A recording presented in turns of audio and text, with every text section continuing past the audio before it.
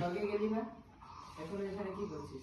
এগুলো সব বলতে লাগলো। তারপরে আরেকটা মানুষ ছিল ওদের সাথে, হিরাম এডসন, ও ওদের সাথেই প্রচার করতো দ্বিতীয় আগমনের বিষয়ে।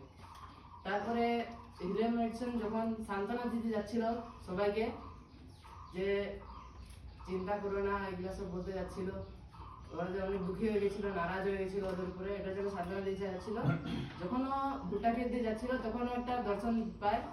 আর ওই দর্শনে পায় কি, ভবিষ্যৎ ওরা যেটা বলেছিল ওটা হয়েছে, কিন্তু ওটা স্বর্গে হয়েছে।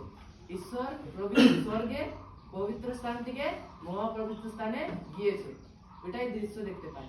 আরো সবাইকে বলে। আর 22 অক্টোবর আর 1844 এর পরে 2 মাস পরেই, ওই বছরে 2 মাস পরে ডিসেম্বরে এলেন জি হোয়াইট দৃশ্য দেখতে পায় কি একটা কালো স্থান হয়ে গেছে, ওখানে একটা সরু আর সিধা রাস্তা। আর তারপরে দ্বিতীয় দৃশ্য দেখতে পায় কি, একটা মহাপবিত্র স্থানে, আগে মোজেসের সময় একটা